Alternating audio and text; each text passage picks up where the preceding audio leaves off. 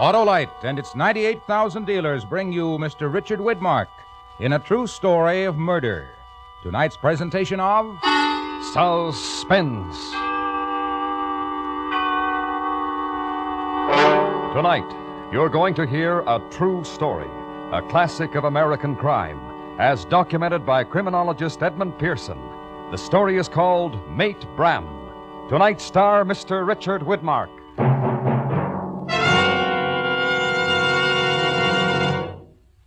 Well, Harlow, tomorrow marks the opening of baseball season. Why, my team's been playing all year, Hap. Oh, what team is that? The Autolite electrical system in every Autolite-equipped car. And that's a real team. Because every unit, like the coil, distributor, generator, battery, starting motor, and set of spark plugs, are related by Autolite engineering design and manufacturing skill to give you the smoothest performance money can buy. But that team doesn't play ball, Harlow. Oh, does a lot more, Hap. Why, the Autolite electrical system goes to bat every time you start your car. And it keeps right on working every second your car's running. Works every time you light your lights, blow your horn, use your electric windshield wiper, radio, or heater. Real major league stuff, eh, Harlow? You bet your bat, Hap. So, friends, when your Autolite-equipped car needs replacement parts, always insist on Autolite original factory parts. It pays. Because from bumper to tail light, you're always right with Autolite. And now, with Mate Bram and the performance of Mr. Richard Widmark, Autolite hopes once again to keep you in suspense.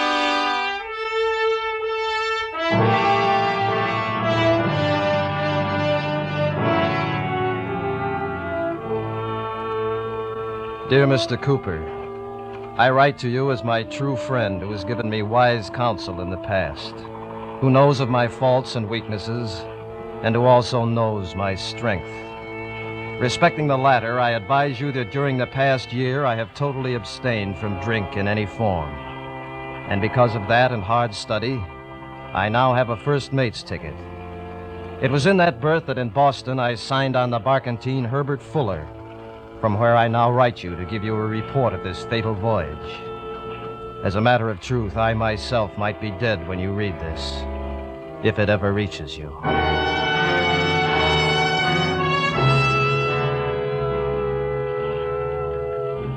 I signed on, the master of the vessel being Charles I. Nash, in the company of the following men, each important to this account. Henry J. Slice, seaman. Aye, aye, sir. Here, Captain. Sign this line, Slice. You'll have the port watch. Aye, aye, sir. Charlie Brown, seaman. Aye, sir. This line, Brown. Port watch. Aye, sir. Jonathan Spencer, steward. Yes, sir. Right here, Spencer. Glad to have you aboard again. Yes, sir. Thank you, sir. Thomas Bram, first officer. Yes, Captain. This line. First trip, Mr. Bram. Good luck. Thank you, sir. August Blomberg, second officer. Aye, sir. This line, Mr. Blomberg. Aye, sir.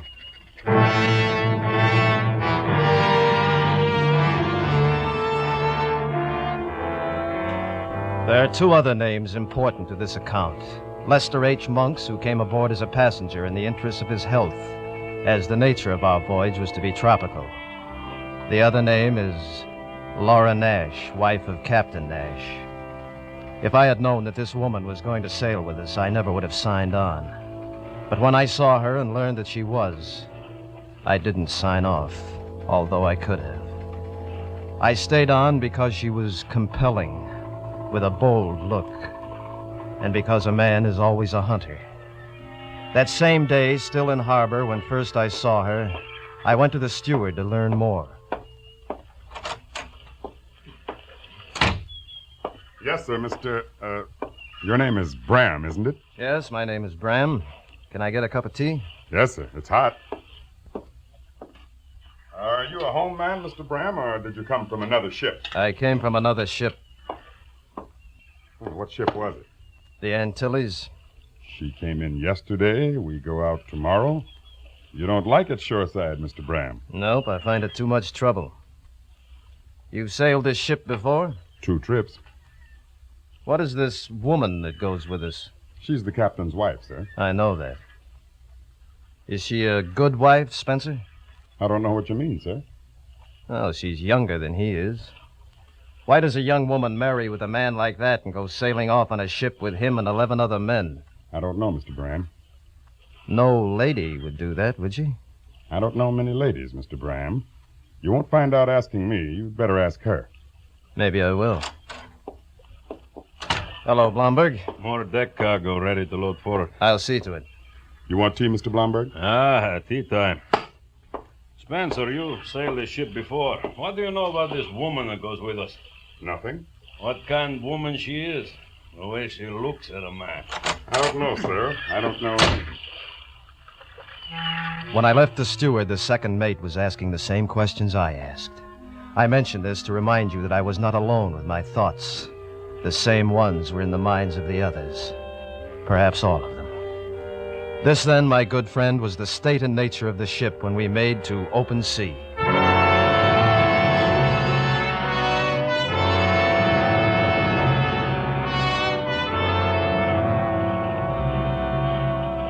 The first day passed in shaking her down. But then evening was upon us, and the woman ate supper in the cabin at the officers' table, which also included the passenger, Mr. Monks. These meals, there were only 6 of them, may be exaggerated in my memory, but I think not. It seems now that nothing was discussed except that I abstained from the wine that was served. It was difficult because I didn't want to give as my reason for refusal the fact that you know, sir, that I am a slave to drink unless I abstain entirely. Your glass, Laura? Yes, thank you. Mr. Monks? Yes, please. Thank you, Captain. Mm-hmm. Mr. Bram? No, sir, I don't want any. Mr. Blomberg? Yeah, I like good wine.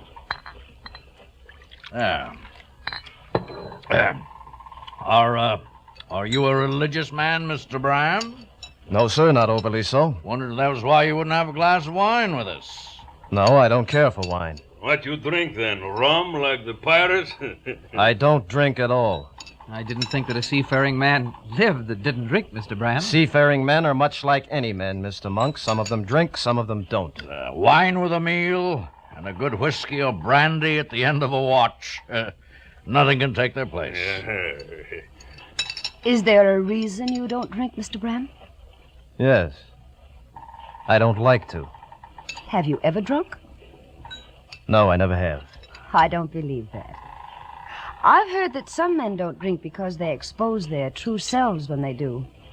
Do you have a true self that you are hiding? I'm sorry to disappoint you, madam. You are seeing my true self, a man who doesn't drink. Oh, there must be a reason. And I'll find out what it is. That's enough, Laura. You're too forward. Eat your supper.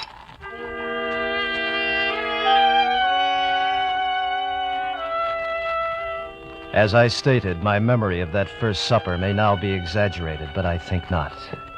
There was more drinking after the meal, but I left, as it was my watch. I know that the second mate stayed with the woman, though, even after Captain Nash had retired to his cot in the chart room. Now, this sleeping arrangement must be explained because it's important. The captain with a cot in the chart room forward in the main house, the woman in the first cabin starboard, the passenger in the second. Across the companionway, I in the first cabin port, Mr. Blomberg in the second. I heard the woman come to her quarters after I'd been relieved. And I think that night, I started dreaming about her and her taunting smile. And with her, I dreamed of being drunk.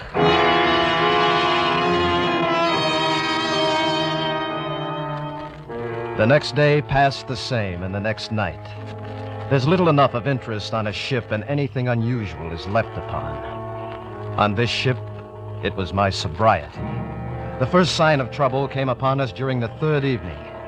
And I swear upon our friendship, sir, that it was not of my doing. I was only walking aft past the main house. Mr. Bram, Yes? I'm in my quarters. I'm still on watch, Mr. Blomberg. What do you want? I think of you too much today. Now I don't like you. What you think is your business, not mine. And that I don't like you. It's a man's privilege to like or dislike. You don't care.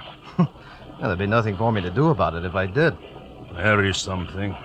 Oh? Stop acting like you better than us, all of us. I'm no better or worse than anyone. You think you are? You think so because we drink and you don't? You think you saint or something? You're wrong, and I'll thank you to leave me alone. No. Let go of me. I give you a chance to make me wrong. I give you a chance to act like man. I ask you now, come in my quarters, drink with me like friends. I don't want a drink, Blomberg. His insult not to drink when man asks you? Leave off me.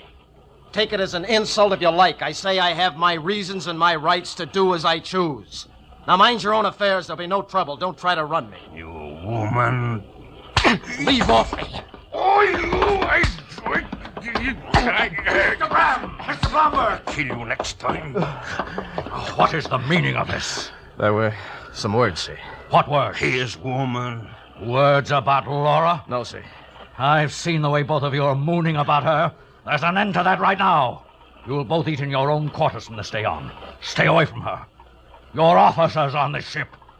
Now go to your quarters, Mr. Bram. Aye, sir. There'll be a report on this, Mr. Blomberg. You'll relieve the watch.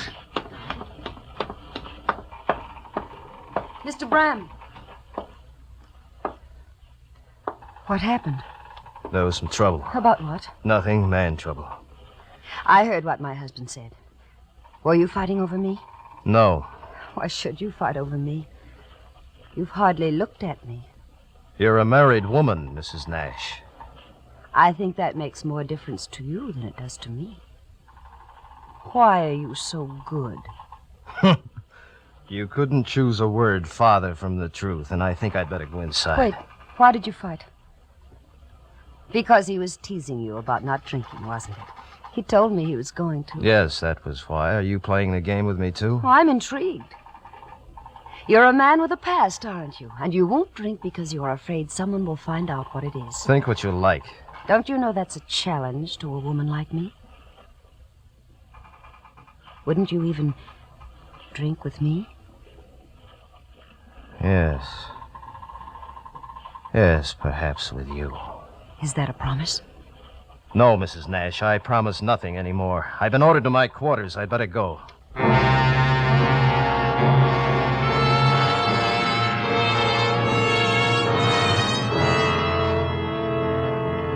Mr. Cooper, sir, I feel as though I should apologize even to you who know me so well, but I will not. Because I must shamelessly recount all details. There were no more words except ship words between Mr. Blomberg and myself. We ate in our quarters, and for the 3 days following the quarrel on deck, Captain Nash vigilantly allowed his wife no freedom on the ship. I hope you'll understand that, however wrong, her words to me lived in my mind, and they grew. So when I was relieved of watch on the 4th night following, I was very pleased to find her waiting inside the open door to her quarters. Mr. Bram, Yes? I've been waiting for you. Won't you come in? Where's Captain Nash? In the chart room. Asleep. I knew he wouldn't watch me forever. What do you want? Just to talk to someone who's young. Won't you sit down? Thank you. There's no harm. I want you to know that. All right. Laura, there's no harm. Whether I'm married or not, I'm a woman, am I not? Yes, yes, you are. And I deserve to have the company that I like. Mm-hmm. I brought a bottle of wine. I see that you have. I stole it when he wasn't looking. You took a chance. I thought it would be nice. Shall I open it? Yes, if you like.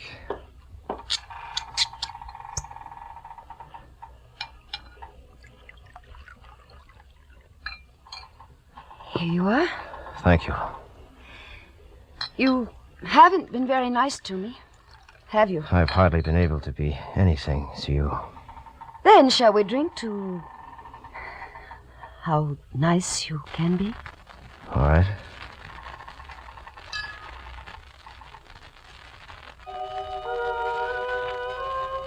Oh, I drank, my friend, the bottle of wine. And when I left her, I went into Mr. Blomberg's quarters and stole what he had and took it to my own. The warmth that I remembered in my middle body, the courage I assumed, The eyes that weren't really mine, seeing things. The false happiness, the excitement, the great proud feeling of self-satisfaction, the elation, the slipping away from reality, and the wonder of it, the pleasure of numbness, the peace, and the luxury of knowing that when you went to bed, you'd sleep.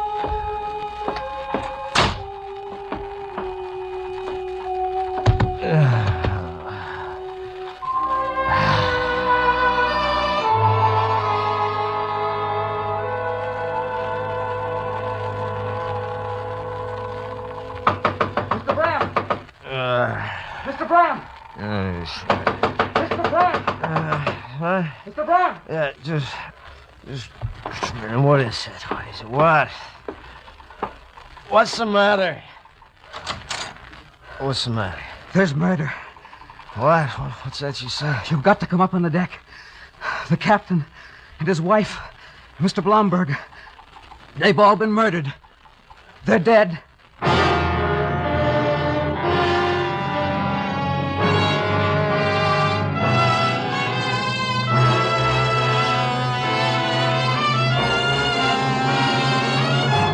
Autolite is bringing you Mr. Richard Widmark in Mate Bram, tonight's production in radio's outstanding theater of thrills, Suspense.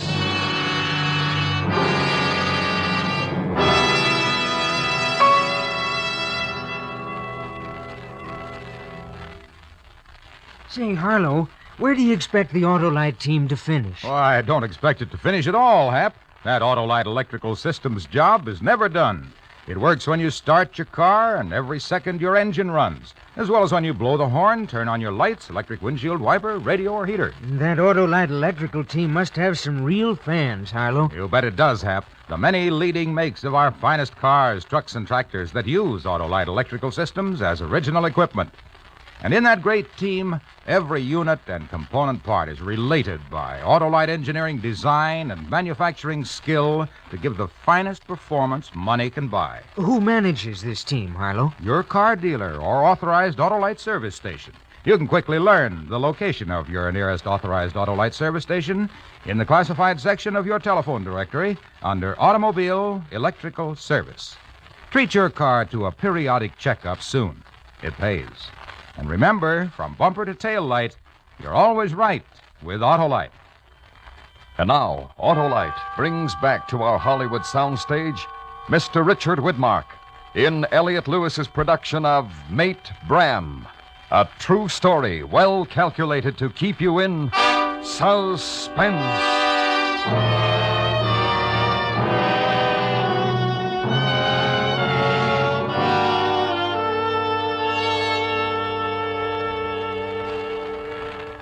It was 8 bells, midnight, when I went into the woman's quarters. Sometime later, when I left. I didn't want to drink, but what could I do? Explain myself by telling her about the last time? The fights, the broken windows, the jail, and the other times? I should have, but considering the situation, I doubt any man would. I remember leaving, going to Mr. Blomberg's quarters, then to my own. But there, after another while, my memory stops. I have lost an hour, my good friend, or perhaps 2, until Mr. Monks awoke me some minutes before 4 with a gun in his hand. There's a murderer on board. He killed them all with an axe. Mr. Bram, what is the matter? What are you doing with that gun? None of us is safe. There's a murderer on board. What are you doing? Water first.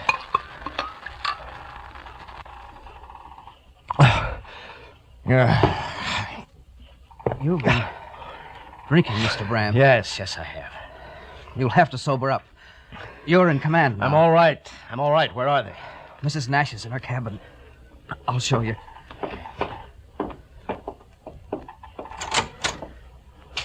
There. Yes. What do you know of this? Nothing. Nothing at all. How did you learn? Something woke me up. It was like a scream, but I didn't know. With all the sounds of the ship. When was that? I can't be sure. I went to sleep again. Then I woke up again. What woke you that time? I don't know, but I began to worry about the sound I'd heard, the scream. I got up and went to tell the captain about it. He was dead. I was sure the sound meant something, and I came to Mrs. Nash's cabin. Then I saw Mr. Blomberg's door open and found him the same way. There's a maniac on board. Come with me. We'll look at the others. We looked in the quarters of the others and found no weapon.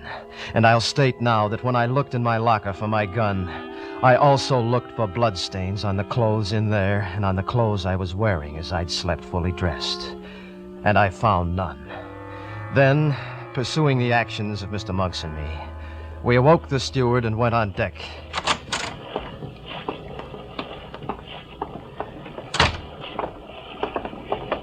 Wait. There's the axe. That's the one. That's the one that did it. Get rid of it, Mr. Brown. Throw it overboard. The fiend might use it on us next. No, Mr. Bram. We can't do that, sir. Throw it overboard. That's the weapon. We've got to keep it. By law, we've got to. All right. We'll keep it aboard. It's Slice at the wheel. We'll see what he knows.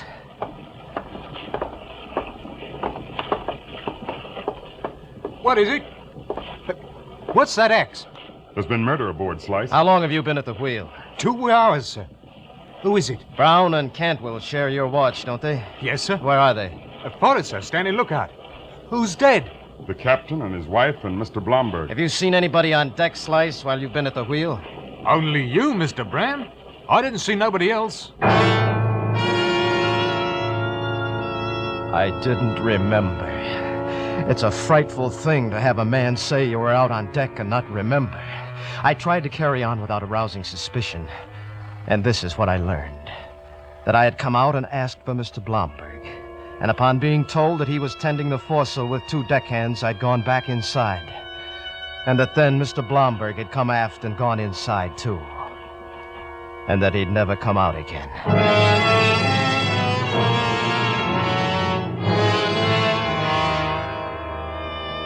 I couldn't help feeling guilty, but on the other hand, I couldn't help heeding my instinct to protect myself.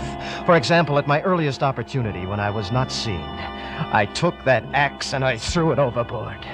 But that was wrong. I acted in excitement and fear, and I'm sorry now that I did. When dawn came, I ordered the ship to come about and set her back toward Boston. Soon after this was done, the steward came to me. The crew wants me to talk to you, sir. Yes, what about? They all say they'll be afraid to go to sleep tonight for fear of being murdered in their bunks. All right, I'll have them all sleep on deck where a watch can be kept over them. And if you will, Spencer, you can tell them all to come on deck in an hour for the funeral services. Funeral services, sir? Yes. We can't put those people over the side, sir. By law, we've got to take them back. Oh, yes, of course, Spencer, but it's not good to have them on the ship. I mean to put them in the longboat and tow it astern. Now bring them out. And with Captain Nash, bring his Bible. It's open on the table next to his cot. It is, sir?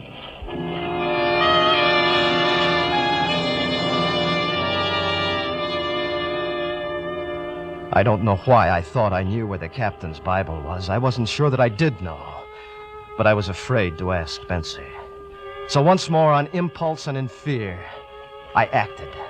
That night, I went aft to the man at the wheel and ordered him below to get my glass, telling him I'd seen a light in the distance. When he was gone, lashing the wheel, I turned with a knife to the line towing the longboat to cut the bodies adrift and to finally destroy the evidence. Mr. Bram! Mr. Bram, stop that! What? Don't do that, Mr. Bram. Leave off, Spencer. It's not good to have dead people following along behind. Leave off. What's this for? For killing those people out there. No. It was you, Mr. Bram. No, I didn't. You were with the wife last night drinking. Who says that? Mr. Slice. Mr. Blomberg told him. That's no proof. You knew where his Bible was, sir. And that's nothing either. You relieved Slice at the wheel. And after that, the axe was missing. Mr. Brown saw you throw it overboard. I didn't kill them. Then why were you cutting the longboat free, Mr. Bram? Hold still, Mr. Bram. Confess and ease yourself, Mr. Bram. No, I won't confess. Nobody saw me kill them because I didn't. I didn't. Come along, Mr. Bram. Where are you taking me? To lock you up. By law, we've got to do it.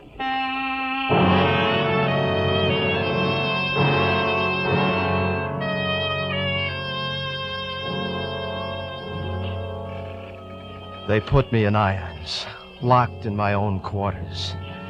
And here I have stayed, There have been no more murders in the 3 days past, which does not stand in favor of another killer being aboard and my being innocent. What I have written, my good friend, is the whole truth, and I beg of you to be my legal counsel when my case comes to trial, as I'm sure it will. In my own mind, I am not convinced that I'm guilty. For one reason, that however violent I've been, I have never killed before.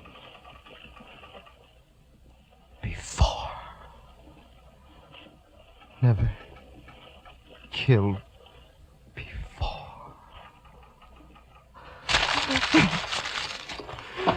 If I could only remember. If I could just remember. Why can't I? Why can't I? Why? Why can't I remember?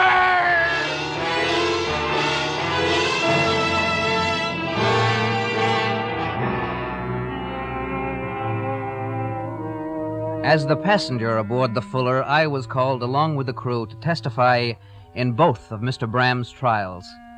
And each time I stayed to hear him pronounced guilty by 2 separate courts of law of a crime he steadfastly swore that he did not remember committing.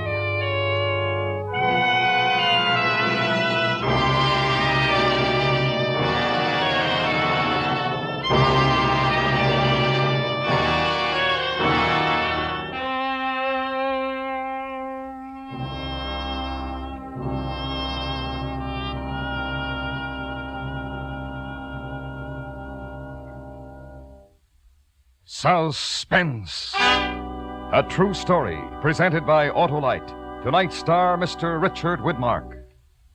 And here he is once again, our star, Richard Widmark. It's always good to have you aboard, Dick. Thank you, Harlow. I sort of feel like one of the family since this is my 4th appearance on Suspense this season. Well, you are a member of the family, Dick. The Autolite family, which includes 98,000 Autolite distributors and dealers in the United States, nearly 30,000 men and women in 28 great Autolite plants from coast to coast, and the 18,000 people who have invested a portion of their savings in Autolite. It's a big family, Harlow, and I'm proud to be included. Well, we're all proud to be members of the Autolite family, Dick, because Autolite serves the greatest names in the industry. And every Autolite product is backed by constant research and precision built to the highest standards of quality and performance. So remember, from bumper to tail light, you're always right with Autolite.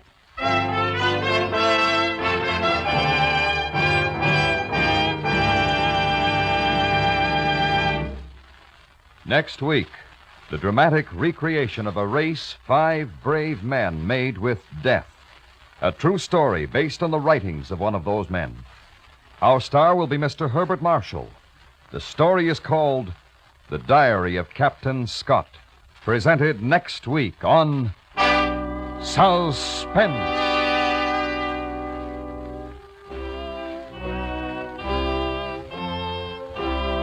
Suspense is produced and directed by Elliot Lewis, with music composed by Lucian Morwick and conducted by Lud Gluskin. Mate Bram was written for Suspense by Gil Dowd. Featured in the cast were Joan Banks, Joseph Kearns, Ben Wright, Lou Merrill, Steve Roberts, Roy Glenn, and Robert North. Richard Widmark appeared through the courtesy of 20th Century Fox, producers of the Technicolor musical With a Song in My Heart, starring Susan Hayward. And remember next week on Suspense, Mr. Herbert Marshall in The Diary of Captain Scott.